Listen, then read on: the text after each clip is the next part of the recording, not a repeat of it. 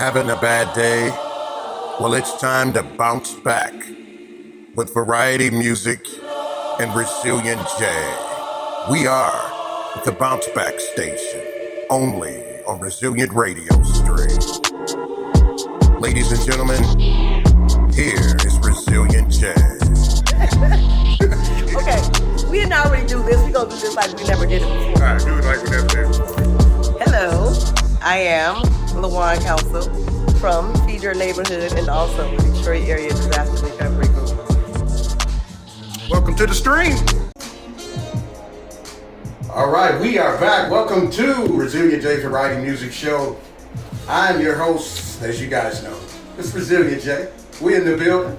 And guess who I have in the building? Drum roll. This is LeJuan Council. Say what's up, LeJuan. What up, though? All right. She is in the building. And you know what? I've been kind of explaining to you guys a little bit about what she does. But I've been sandbagging, right? Because there's so many things. And I didn't want you to get scared away at all of the stuff that she does. So if you guys follow us on our social media handles, the Resilient Radio Stream, and you guys would know that she would be here. But now she's here. So welcome. Hello. You got to tell them. Hey, I'm calling. You're not live on the video. We're shooting some behind the scenes footage. He popped his camera in front of me and he popped the camera behind me and I'm like, is it radio or is it TV? Yeah, you're on radio. It's right. Behind the scenes. So since y'all can't see me, but I can see y'all. They can't see you. Hello. I am LeJuan Council. You scoot up a little bit. Yeah, scoot up a little bit. We'll pull it out to you, one of the two. A little bit of both. Okay. All right, go ahead. Hello. So go ahead, tell them about some of the companies and some of the things that you're doing. I didn't want to mess it up and miss something. Okay. So, feel free and make sure you say it with your chest. Sure. Okay. I am from the east side of Detroit, just about off Mack Avenue near Alta Road in the Chalmers area. And my dad is from Arkansas. He was a farmer. And he came here in the early 70s to work at the Chrysler plants over summer. And then he went to the Vietnam War, and he came back to Detroit to make it his home. He married my mom, they had me, lucky y'all. And during my childhood, he would go to the Eastern Market and buy the rest of the food at the marketplace at the end of the day. And we would bring it home, we would sort it, and we would give it to the neighbors. And so very organically, we became a community organization providing food resilience and food security to our community in a way that was natural to my dad when he came to Detroit.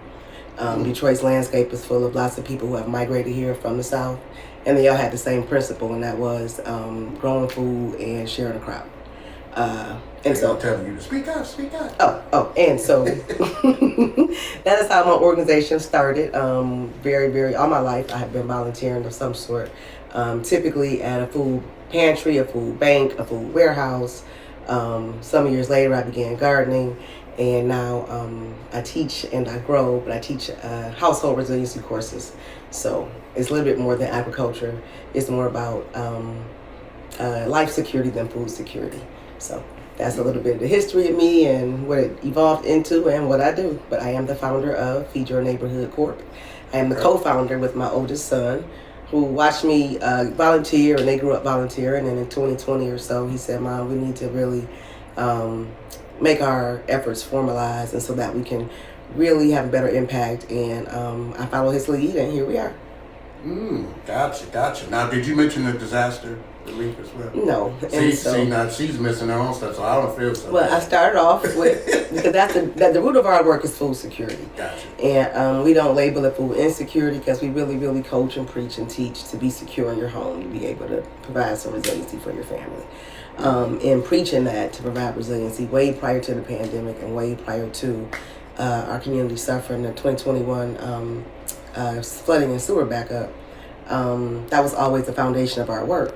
And we live on the east side. I live in Jefferson Chalmers, and we had catastrophic flooding that not only affected my community, but it limited my ability to be able to support my community. And they were typically used to coming to me for help.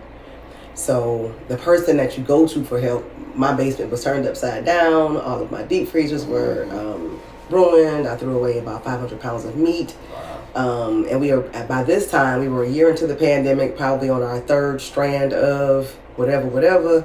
And we had really been accustomed to sheltering in place, wearing masks. We were one of the few places in the country that took 25 months to recover from the pandemic. So in 2021, we were really right in the heart of the pandemic. And as a result of that, when FEMA came to do our home inspections, they could not do interior inspections.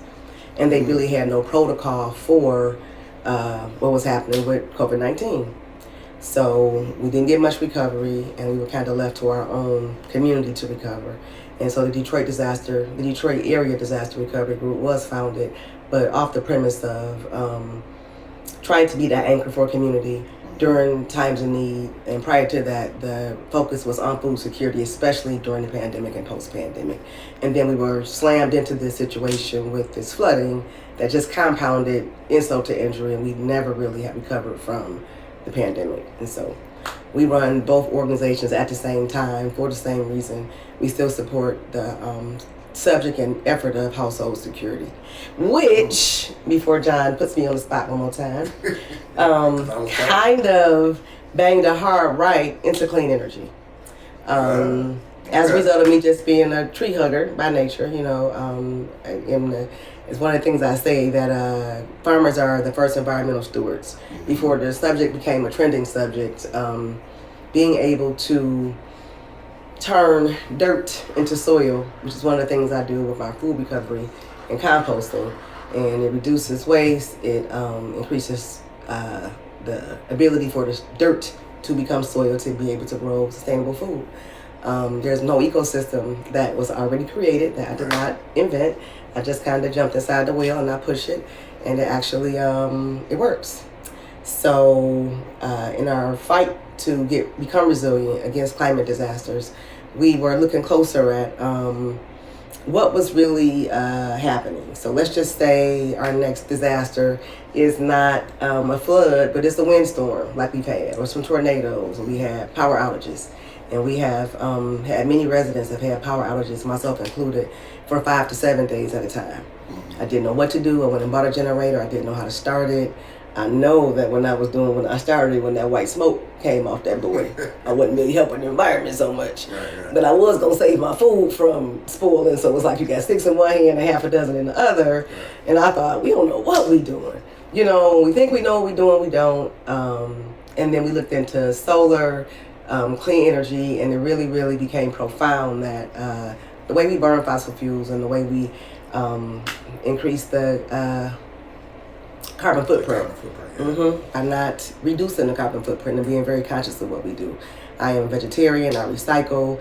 I mean, I'm very conscious to my effort to be conscious, but we still not doing enough. Too? Yeah, I've been recycling all my kids' life. They hate it. It's so messy. You got 2 separate dumpsters? I do. I have 3 blue dumpsters and 2 black dumpsters. They don't pick that up, though, in the city. I recycle. They do pick it up in the city. Really? We're actually advocating to do bulk recycle for folks who have heavy cardboard or plastic or things like that, because they pick up bulk, but they mix it all together.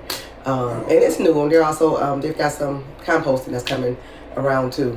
Detroit's becoming more resilient. It's exciting to watch an urban community kind of get on board. Right. But again, post-pandemic and with saving your own life became a trend. So it was not hard to sell anymore. There was a time we were saying, the sky is falling. It fell. Yeah, you can see it everywhere. So. Now, a question for you now. Sure. Vegetarian. How long vegetarian? I am 50. I have never eaten any red meat. You just gave your age? I did. It's okay. That's good. Because I am. You don't look. You ask how long, so if I tell you how long, I say my whole life, I got to say a number because that's how long. I got to answer the question correctly. So I'm 50, but I have never eaten any red meat. My mother raised me. Never? Never. My mother raised my sisters and I that way. I started eating chicken and turkey when I was about 18 because chicken smelled good and I wanted to try it. And so I started eating chicken and turkey when I was about 18. So not vegan, just no. vegetarian. You eat fish? I do eat fish. Okay. And we did eat fish when I was coming up. I just did not really care for it, or seafood. It just wasn't my jam. And I think that as you get older, your body starts to crave certain vitamins and minerals that are in certain foods. And so I began eating a little bit more fish. But I still don't eat much shellfish like shrimp and like clam and the rest of that exciting stuff. Wow, that's cool. That's cool. So we're going to touch on a couple things. So the disaster relief portion. So people in the city of Detroit. So if their basements flood, Yeah. Right. And what's their call of action? Because a lot of these homes are old, right? They weren't. I actually watched something yesterday where there was I like building, and I saw this builder that's on YouTube, and he was saying how a lot of the older homes weren't built. The basements weren't built to be a living space up until a certain point because they don't have vapor barriers on the floor. They're not, waterproofed on the outside. So 9 times out of 10, Detroit residents are going to have some kind of water in their basement. So outside of insurance, if they don't have insurance, what should they do? Some kind of water in your basement is true. Some kind of moisture is more true. Water is water. Like this, you guys can't see this, but you will soon. It is water. It's a bottle of water, just a little spoiler. So water is water. If standing water or water gets together in your basement with the moisture in the basement, it's gonna grow. Mold is gonna form within 48 hours. It is true that the basement wasn't really designed as a living area, but all of your essential living items are located in the basement. The furnace, the hot water heater, and it's also located for Detroit, for Michigan in specific. It is the basements are 8 feet deep and the frost level is at 4 feet. So they put those essential items in a place where they can function. Right. The furnace has to be able to recover air, and it can't be freezing ice cold air, or it's not gonna work. So that's literally the warmest place for your furnace to go for a Michigan climate. It just wasn't designed for water to function with the furnace also. Right. That's all. And then from what's called hydrostatic pressure, and it's just what it sounds like. Hydro is water and static is standing still. When the water feels in the ground on the outside of the basement, it starts to put pressure on the bricks. And a lot of our basements now have, in the 50s, they were built with cinder block, and they don't have as much pressure rating. Some of my home's 120 years old, so it's got those regular bricks in the basement. The red brick? Yep. Regular square bricks in the basement. And when I was a kid, we did too. But the second wave of homes that were built in the 50s, they have cinder block, and the inside's hollow. So it doesn't have the same pressure rating, and we've seen some very nasty things where that wall just collapses. And they've been pumping the water out. So we're going through all of these studies and trying to find out what's really the best method for us in Detroit to stay high and dry. And it's still, we're still trying to figure it out. We talked to some folks in Illinois, some folks in Indiana who have, in some pocketed areas, found some way to be resilient. The group in Illinois, they were just honest to say, we tried so many things, we don't even know what worked. Wow. Because they didn't really stop to try to gauge to see what at that time worked. And so listening to that testimony, I thought we might want to slow down a bit so that we can discover what's the best method for us to keep the water out of the basement. Right. But without having, insurance doesn't really cover it because there's really no policy you can get for city infrastructure. It's not a flood, so it's technically not flood insurance. No. Yeah. No, and flood insurance is you can get, some riders on your policy for sewer backup. Really, the average homeowner's policy, it used to have a $25,000 like built-in pocket of money for sewer backups.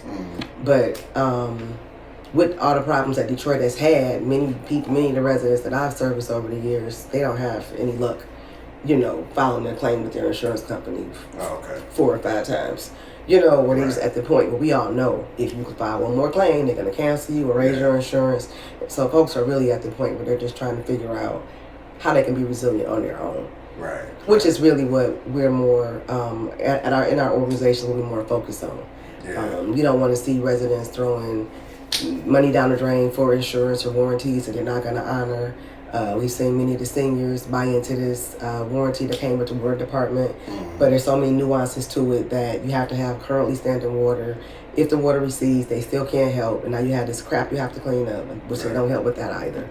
So, it's more of a issue for the access to services, more than anything. I don't even really think it's, there is a financial strain, most definitely. Right. But even in the financial strain, I always say money ain't made a problem, money can't solve a problem. Right. If you threw $10,000 at it, it'd just be $10,000 full of sewage. Right. It would not just produce somebody to be able to have the skill, the capacity, the trust. That's what's really missing, is somebody to service the residents, because it is an issue that we gonna have.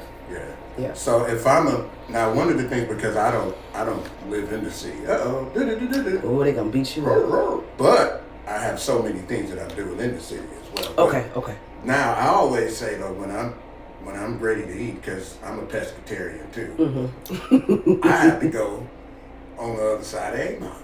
Yeah. To find decent, healthy choices and affordable choices. Because the food that I'm trying to figure out what's the difference in the food on south of 8 Mile than it is on north of 8 Mile. Why it's a markup like it is. So for those folks that's interested in eating healthier, where are some of the places you shop? I shop in my backyard. Oh, so you and I cook in my kitchen. In I do. Okay. I shop in my driveway and I cook in my kitchen. But I eat a lot of fresh vegetables, and so they don't last. Like cucumbers. Yeah, they don't last. They don't have a long shelf life, but I do cook them. Yeah.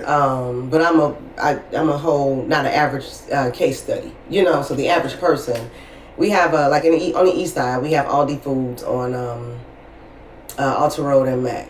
Okay. And then our food distribution is on Mac and Gray. And we always use this, we have a lot of idioms we have to use as we're advocating to say a person can't carry a watermelon home. Right. If they can't carry a watermelon home, then we got a problem here. Right.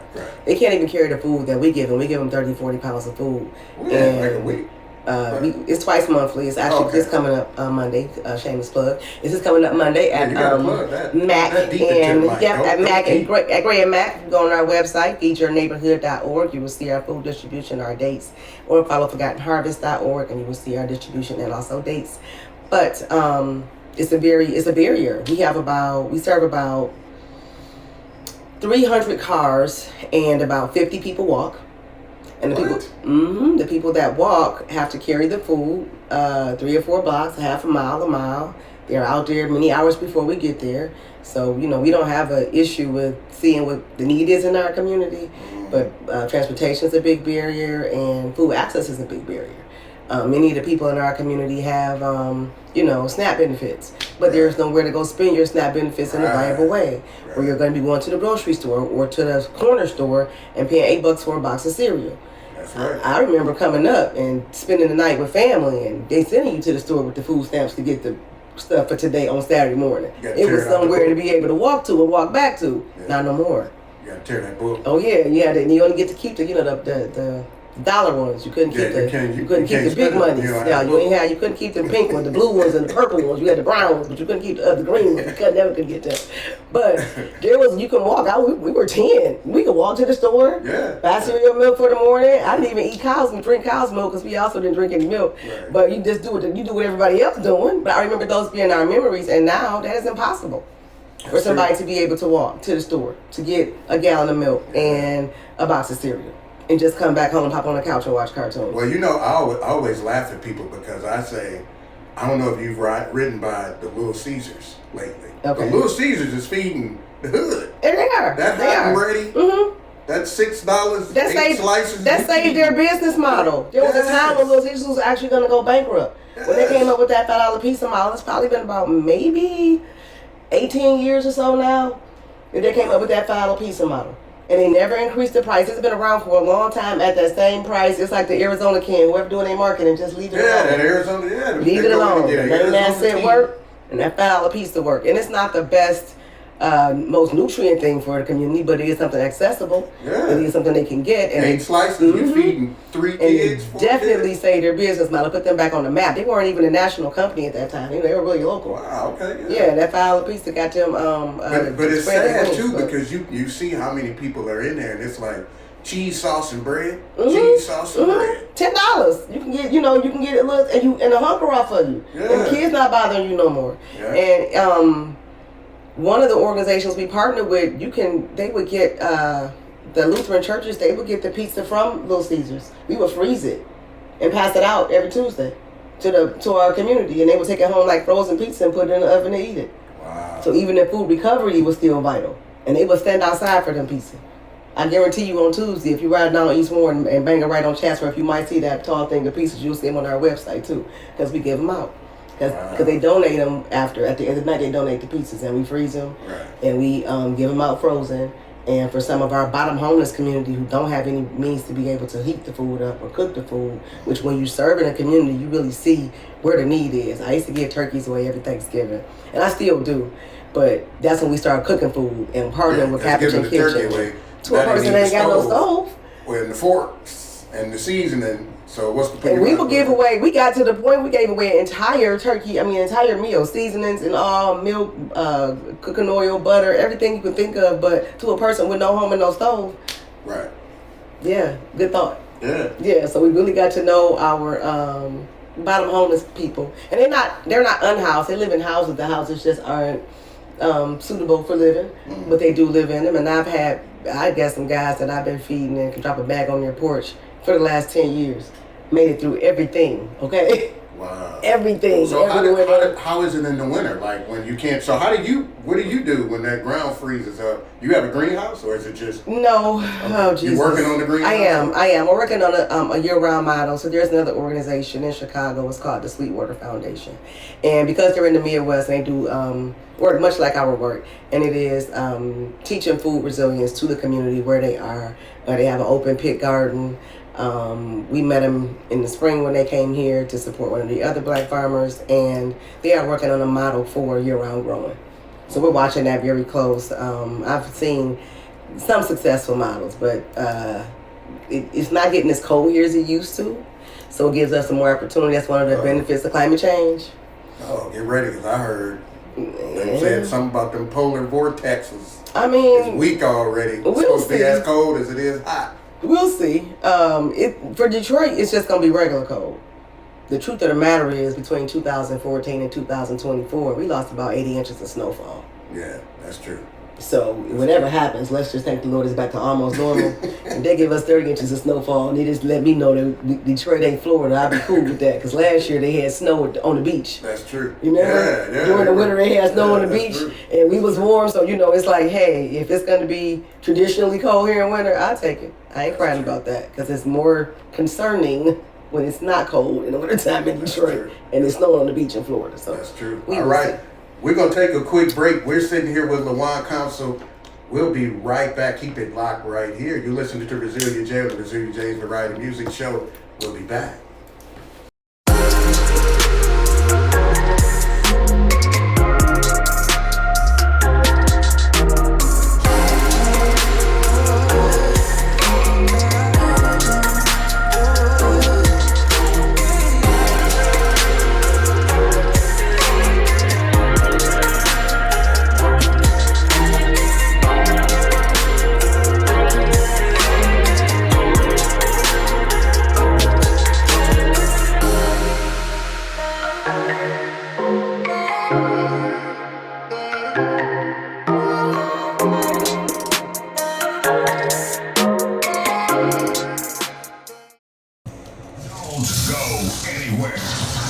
All right, we're back. It's Resilient J and Resilient J's Variety Music Show. We're back in the building with Miss LeJuan Council. Hey, we were just talking too. It's always good. We might as well share this live. I told her scoot up to the mic on this one because I want to make sure that this gets across. She did a project with some students. I'm not going to spill the tea, but I think every adult needs to do this as well. So I'm going to let her explain to you all what they did in their neighborhoods that I think is quite profound. Go ahead. Okay. So every year we host a number of students in our summer programming that has become affectionately known as Mom Camp, because I'm a mom, and that's pretty much how it started with my kids, their friends, friends, and then of course during the pandemic we had to really limit our area that we were going to be engaging in. So I let them both pick a few friends, and we kind of made their little ecosystem, and we did a lot of things together. So those students have been in our program for probably all 5 years, but many are from the community and referrals and parents saying, come get my kid and take them with y'all this summer.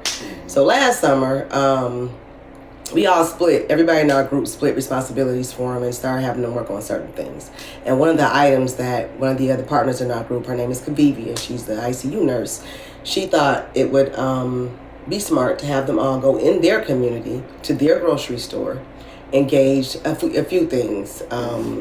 The condition of the store, the service they will receive, the condition of the vegetables and canned goods and dates and the meat, and the dates on the meat, the prices they compared. They had a small budget to think of. If they had to buy these many items, what could they purchase with this much money? And so most of our students at that time were going to be entering college soon. And so it was really a exercise that they can become familiar with how to not do what my kids, my oldest son called.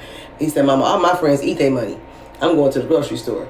So I remember when he was his first year of school, he just noticed that everybody was always ordering out, and they were all their refund money or student loan money or whatever money they had, they would just eat their money. And so we started really trying to teach them how to cook, what groceries to buy, what places to buy groceries, and so they would know when they went to school, wherever their school was, how to locate the store, how to be able to pick things. But it also showed them locally what we don't have. How even if you did have money to go buy these things, how would it be 30 to 40% more expensive? The quality would be 30 to 40% less, and this was the result of what the offering was. So we just thought for pre-adults, it was a good exercise so that they can be able to get a really, really good grasp on what adulthood was going to be like and what food security or insecurity was. So that was what we talked about over break. And John and I were discussing also the options you have for food in urban communities. And in my neighborhood, we've gotten a few restaurants are opening up, and so that scene is better. It's a slow roll, but it is better. And I'm not having to go to Grosse Pointe to be able to get a good carry out. But I don't eat in the streets often. I cook more often than not, and there's still no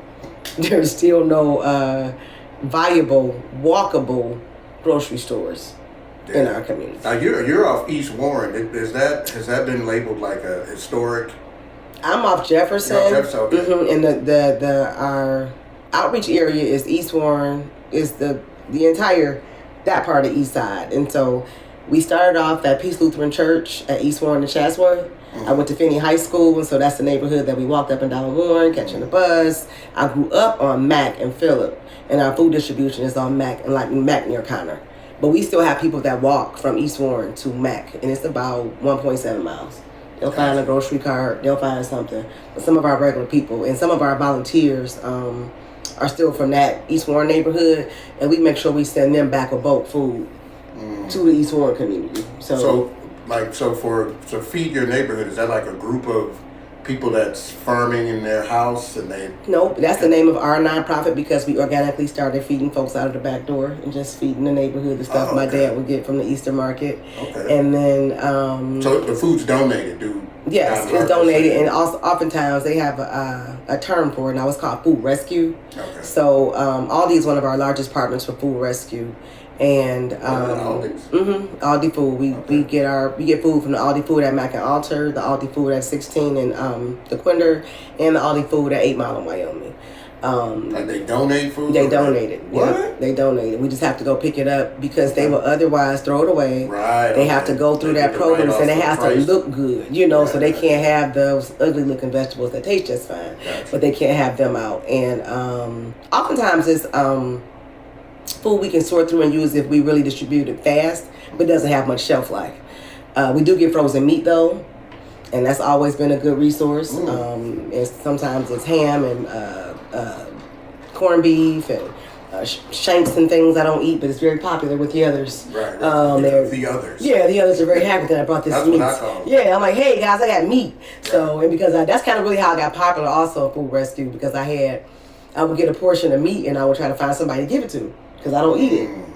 So, sometimes when you're volunteering, they're like, that's the main thing. And I would take my portion, I would find somebody to donate it to. Gotcha. And so I started donating my meat portion to the church, and it was a lot. Gotcha. And then they were some sweet senior citizen women, and they said, hey, Miss Ma'am, my back hurt. You want to stay and help? Because you dropped off a lot of food, but it doesn't come with a lot of hands. And so we really started to see the thing you do, you think is a great thing, if you're not really around for the whole thing. Yeah. You're really causing somebody a little more problems than they need. Right. So it's like you got a frozen turkey, but they ain't got no oven. Somebody said, well, you can't do everything. And no, you can't, but you definitely can be aware. Yeah.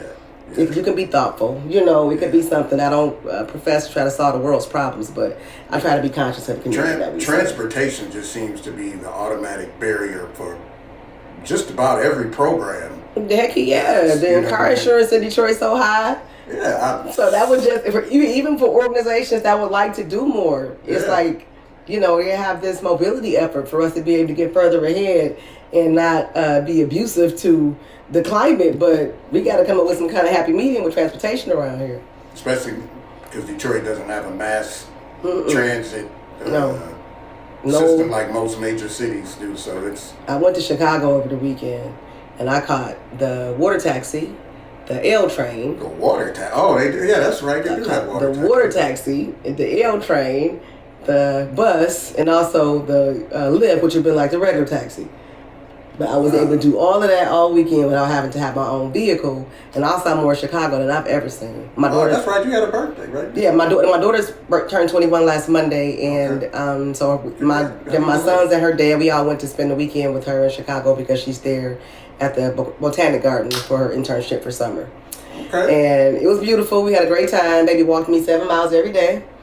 But because she is excited about using their public transit. Right. As a 21-year-old, she's very independent. Her school that she's interning is about 40 miles or so north of Chicago. And then the Botanic Center is 30 miles north of that. But she does all of this on public transportation every day. The advantages. Man, it's so bold. I listen, I have some nephews that just will not move if it's not an Uber or a Lyft or a drop-off included in it. And they'll just... A year go by and they still have this plan that doesn't include getting on the bus. I told them get on the bus earlier and they thought that you threw hot water on them. And it's not, I would like to say is, because we caught the bus, right? Yeah, I caught the bus. We caught the bus downtown. We would hop the Mac. We caught the freight train. Yeah, all of that. We sat next to the onion people, all the pride, all that. And we had to be home. But, you know, I think back, we thought my mom was so strict, right? It was all girls in my household. And we lived like on Mac and Chalmers. So we would catch the Mac bus downtown. We just had to be home by 11 o'clock. We would go to Hart Plaza, go to Greektown, catch the bus back. And we'd be fine. But... when I think about putting my kids on the bus, I'd be like, hold up, swollen up. You wouldn't put your kids on the bus? No, heck no. Y'all need to quit. I would put it, if I knew the bus route, so like, my daughter caught the bus a few times because we live off Jefferson, so it's like 4 blocks for them to walk from down where we live to Jefferson. And then they caught the bus to the 7-Eleven downtown because they were having free slushies that day. Right. And she had a buddy down the street, and Shakia just like to go, honey. Shakia ain't gonna sit in that house. She's gonna ride the bike. She gonna catch the bus. Baby gonna go. Right. So she called, and I trusted them for sure. And she said, "Can we catch the bus to the 7-Eleven?" I thought to myself, "Okay, call me when you need me." And they did. They caught the bus there and caught the bus back. So she had that experience, but they didn't catch the bus to school like we had to. We had to catch the bus to school. Now you have to take your kids every day. Yeah, now I kind of get, but part of that experience of dealing with the general public teaches you how to act in the general public because you don't know who crazy next to you. Well, it's hard. You have to learn how to read people. Like, I better leave. And just stay to yourself, sit in your seat, mind your business, watch your surroundings, and watch for your stop. Yeah, the kids will be like, I'm just not working. If nobody's taking me or I don't have a car, I get that. And I can say this. So over this summer we had 18 kids, 17 young men and 1 young lady.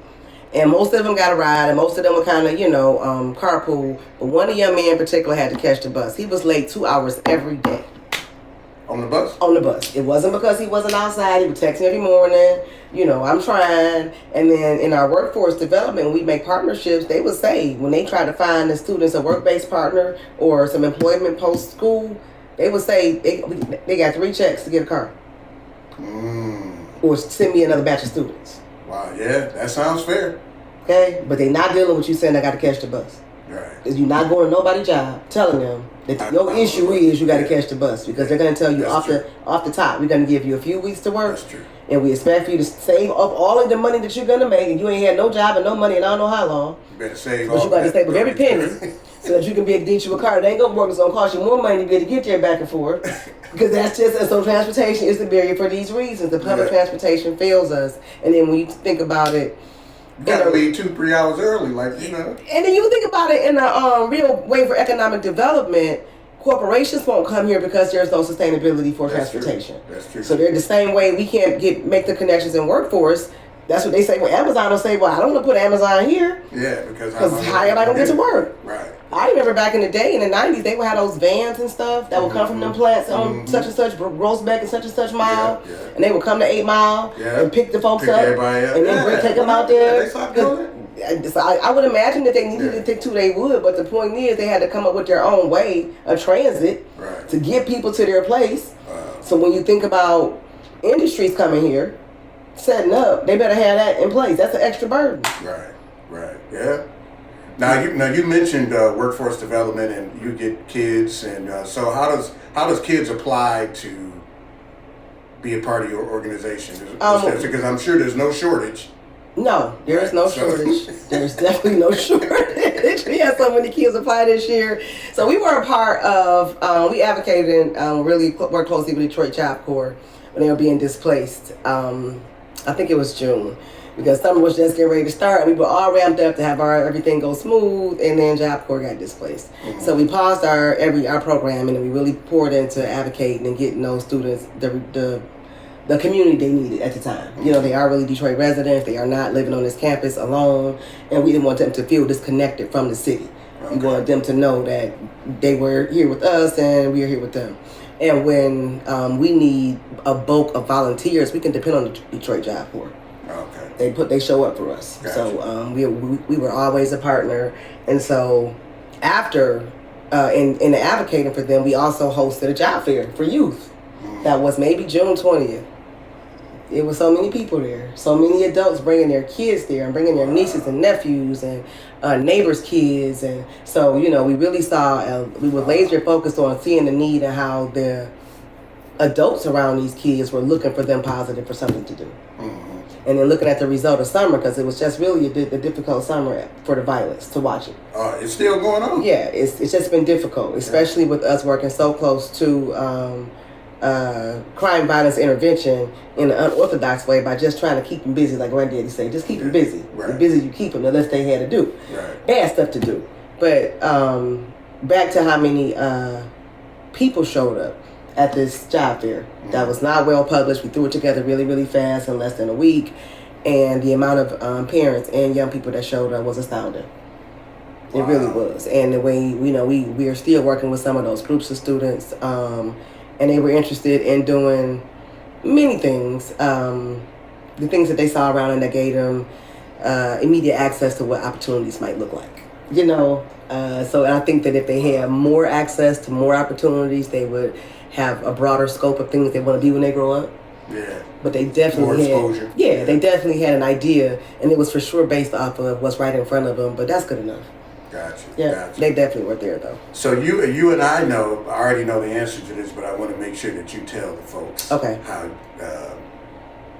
how we met at Randolph Career Technical School. Now, LeJuan is also one of the advisory committee members for the energy trade student at Randolph Career Tech, and so we are always talking about renewable energy being the future. So explain to the folks your footprint, some of the initiatives. Now, I know some of the things that you're doing, what you just built as well, what you're in the process of doing. So let them know about your initiative in solar energy and how it's important, especially if it's some folks who are trying to figure out, like, what should I do? I don't know what I can do or what I should be doing. Renewables is the future. It's already here. It's already coming. So I'll digress. I think that we should start off at getting a really plain English understanding of what renewable in the term means. It just means energy that you can renew. Gas, when you burn it, it's burnt. Renewable energy is the kind that comes from the sun, because it gets provided by us by the Lord every day. It gets renewed, just like life gets renewed every day. And so that is the core of renewable energy. It is based off an energy source that doesn't harm the earth, that is able to be harvested and stored and used, and it reduces the need for the only kind of energy that we've been using, which is not the great kind. The nasty kind. And it's not so nasty, I'm not a person. It got us here. It definitely did. If we are at a point where we need to diversify a bit. And so, for context, I lived in Nashville for 8 years, and everybody in Nashville has everything electric. So the effort that we have now for us to electrify and take some burden off the grid, it's new for us, but it is not a new thing for a lot of folks around the country. That's true. And so I think that for me, that's the easiest way I pitch, that I lived in a place where I had a electric furnace and electric stove and electric dryer, because if you had to get gas, it was propane. You had to get a propane tank. They bring it in your yard. It's I think it would cost about $1,100 every 6 months to get it filled up, and that was just for cooking gas and just the fireplace that you wanted to use for aesthetic. But it wasn't heating up your house. But it was a gas fireplace. So just with that being said, so that's like, I don't know, $150 a month just to fill up your propane tank. That's not heating up your house. It's only and it's giving you what's called blue gas. That's what comes out of the stove. So also when I was in Tennessee, it's on a mountain. It's on a rock. So there's no digging for natural gas. So that's their only option. When you drive through Kentucky and Virginia and all of them places, they do not have natural gas. They scared of, a lot of people scared of North Carolina. So, really? Oh yeah. So it's just, it's a new conversation.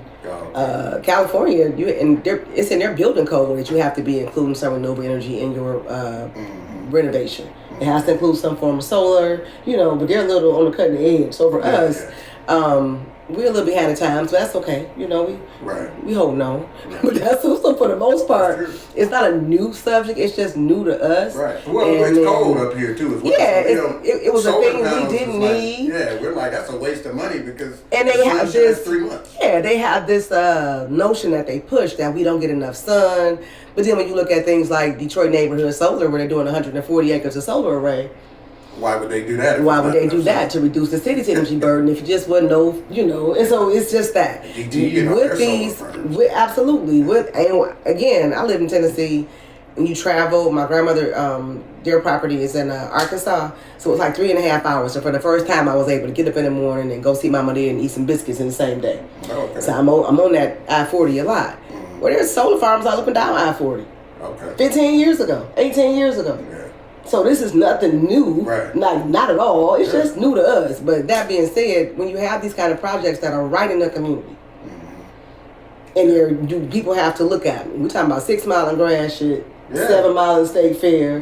Yeah. People are gonna ask questions. Yeah, I saw something where they were starting to offer them for Detroit residents.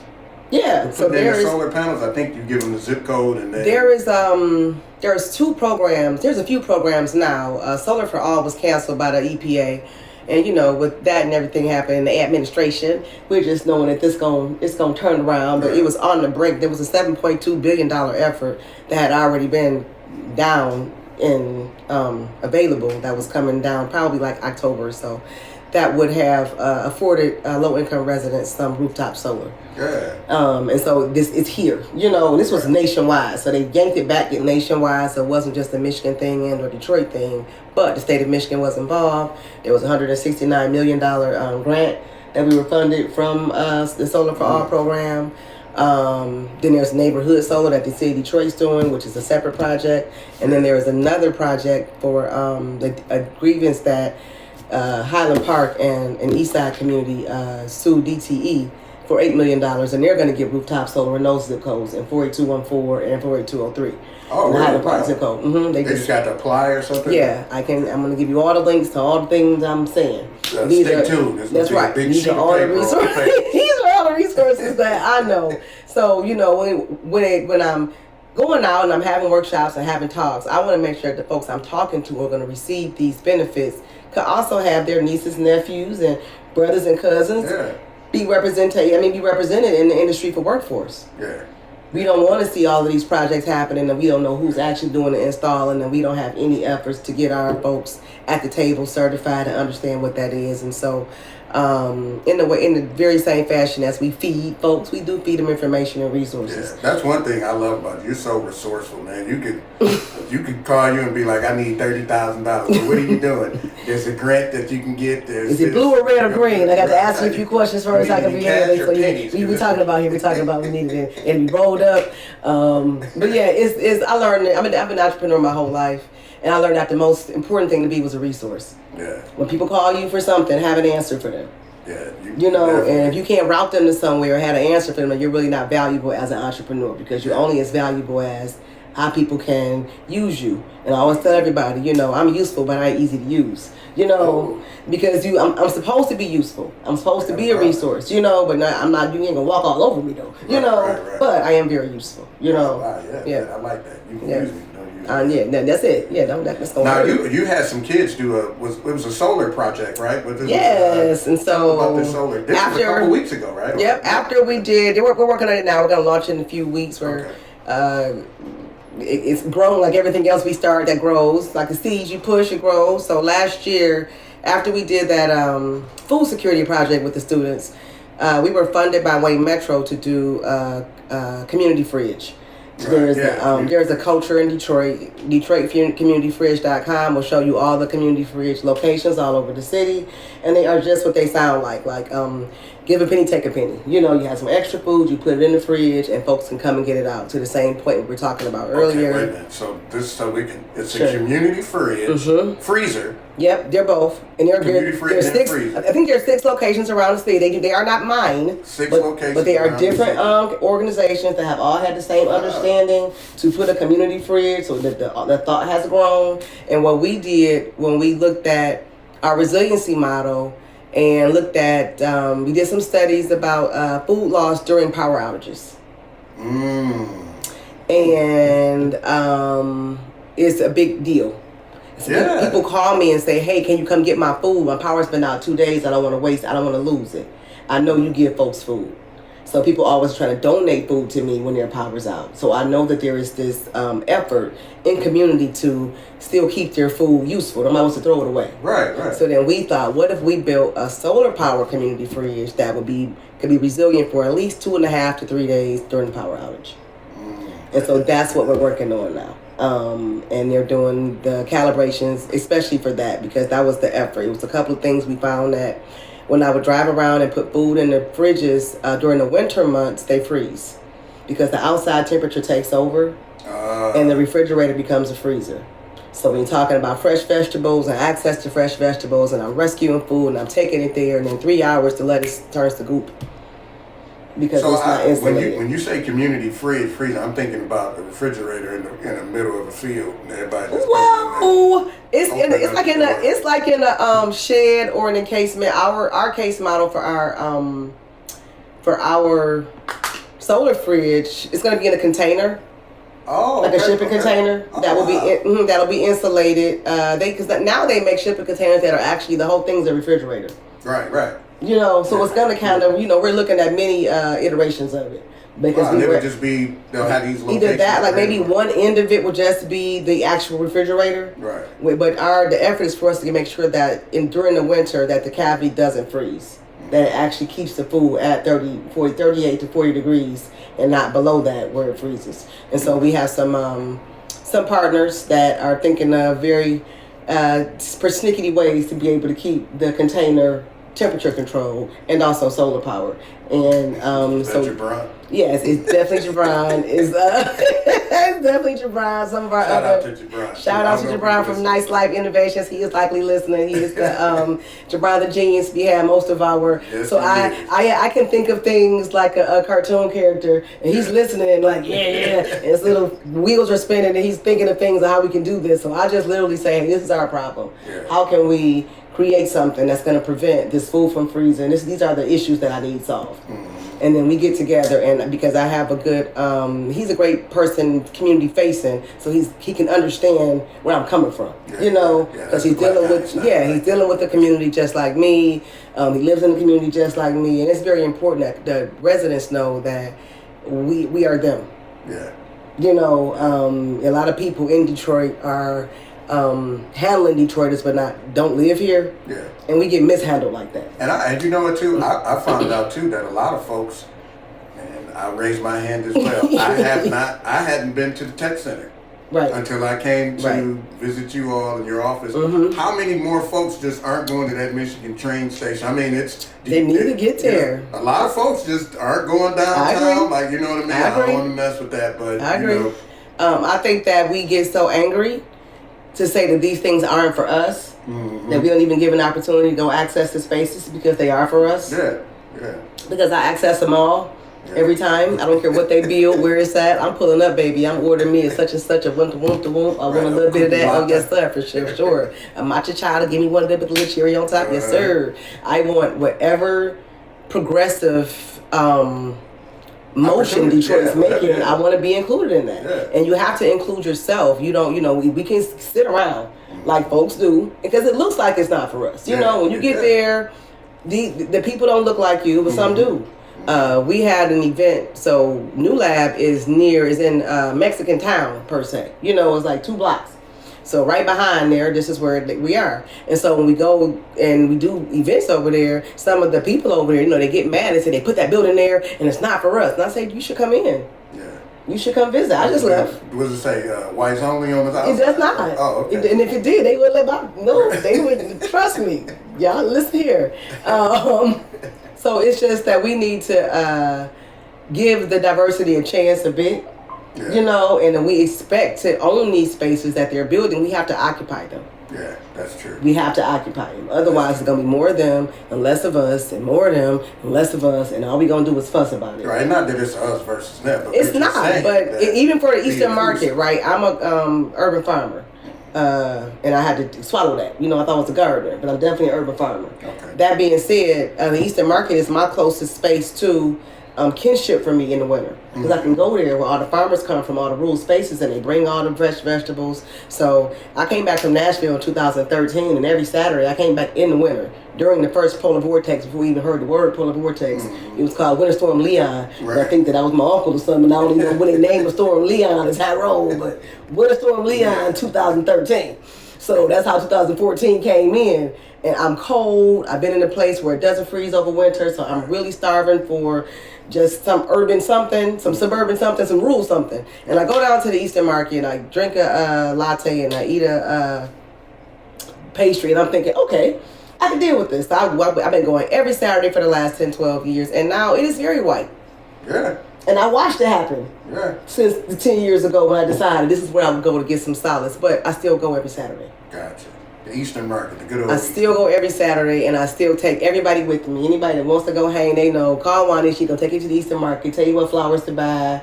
When folks come to Detroit to visit, I'm gonna take them to the best places. They know automatically. Call me. I am the Detroit tour guide for all best things Detroit for your folks that came from out of town. So we might need a LeJuan segment on here with new things to do. I just think we should enjoy our city. It is our city, and we should enjoy it. Yeah, definitely. So what's in your garden growing?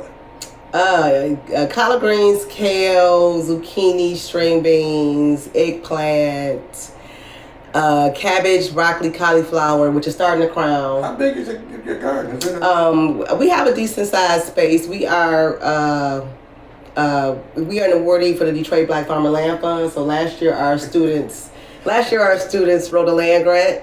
After we faced so many challenges with the community fridge issue and some of the things that once they really got an understanding of where we were as a people when it came to food security. I think that for the years they had worked with us, it's hot, and they just with their friend mama growing stuff, and it's fun. But as they entered adulthood, prior to them going to college, and again we do these studies and we kind of open them up more, they really got a good understanding of the value of growing food. And I let them write the land grant.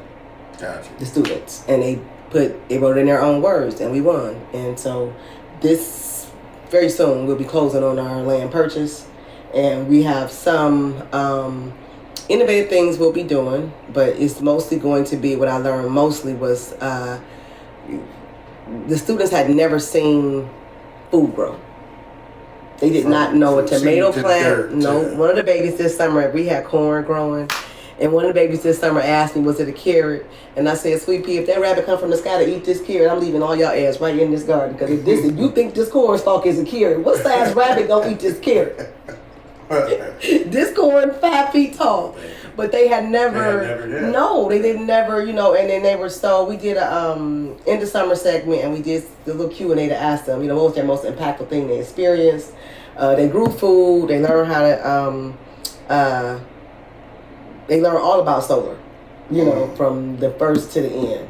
It's a lot of components to it that they still have not learned yet, but as far as an eye-opening course for them, they were able to take the panels around the yard, test the areas that had the most sun. They had a project also where they had to come up with a project for a pergola that was going to be solar powered, and to know how many, if they were going to have a TV, how many, I'm going to start talking like a mom now, how many gigabits it was going to need to run the TV or whatever was going to be located for that 8x10 area. Right. But and then where we'll go in the yard, because this part of the yard got the most sun for the most part of the day. So they were able to do real world experiences and gain some hands-on understanding. They charged the battery, they used it, the actual solar battery. Now you know you're causing a problem, right? Because you're saying students and kids, and you're doing all of these great things for these kids. And if I'm a parent listening, I'm trying to figure out, where in the world do I go? How can I catch you at the gas station? Yeah, they do. So, I have people come stop by, come pick my kids up. We took a couple kids to the moon last year. Yeah, and then they were like, I'm like, hey, take the kids to the moon. How do I get my kids to the moon? We take them everywhere. We used to go to Cedar Point. And is it a select few of kids? Like, what when you say the kids? I'm a mom, so I speak in common terms when I say kids. Right. Some of the kids are 25, some of the kids are 20. We have a basketball team too. So are these like neighborhood kids? Yeah, they're definitely neighborhood kids. Oh, they're definitely neighborhood. Okay. When I say they're neighborhood kids, I'm like, is it an organization they can go sign up? No, they can definitely go sign up with our organization, but they are kids in our community. Okay. They are kids in our neighborhood. They are kids in our connectivity, and we definitely. So if you're on the west side, you're in trouble. Not necessarily, because we had kids come from all over. We had kids come from Oak Park this summer. Oh, okay. No, we no, and it's hard to get rid of them. This morning, one of them texted me and said, "Can I come back from 9 to 12?" I'm like, y'all starting school in a couple of weeks. They really enjoy it. It anchors them into something that they can use. Yeah. It's not just like, landscape and grass cutting. To see them actually grow something with their hands and produce food that they eat. They would just be doing their chores in the morning. I would be out in the field picking string beans, and I stuck them in my shirt, and they're looking at me in amazement like, that is food. I'm like, yeah, that's what I've been planting over there. So when it starts to sprout off and they actually start to see the fruit of their labor, they get activated. Gotcha. They definitely get activated. Well, hey, look, you guys, that's why I said I just had to let her roll and let her do her thing. I know we're a little bit past, but this is our show. This is what we roll with. So I'm going to go ahead and let her close and let her plug as many things as she wants to plug. This is Resilient J, the Variety Music Show. You've been listening to Resilient J and Miss LeJuan Council. Make sure you guys go get a pen, press record, do whatever you need to do to make sure that you copy these organizations, these websites, these links. And I'm going to have her send me some more information as well. We're going to put it on our social media handles as well. So I'm going to let her close out the show. The microphone is yours. Okie dokie. So I'm going to give you guys our website. I have two websites that we operate out of. One is feedyourneighborhood.org. If you go there, you'll see all of our programming. If you want to reach us, go to our Contact Us page, shoot us an email, and also www.dadrg.org. And that is for Detroit Area Disaster Recovery Group. If you or your neighbors or you know someone that needs some recovery from basement backup, groundwater flooding, and want to know where resources are for them to be able to get some relief, please have them go to www.dadrg.org.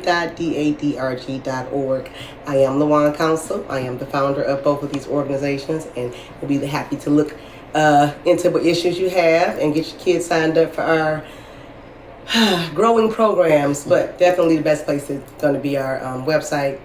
Our food distribution is this coming Monday, August 18th at 12700 Mac. It's at Mac and Gray. And we have August 27th, we will be doing an event with the EPA at Wayne County Community College, East Campus. And we will be giving away mold cleaning kits and doing some indoor air quality education. I think that's pretty much it. If not, I will be giving the info to John and he'll be getting it out to y'all. But thank you so much.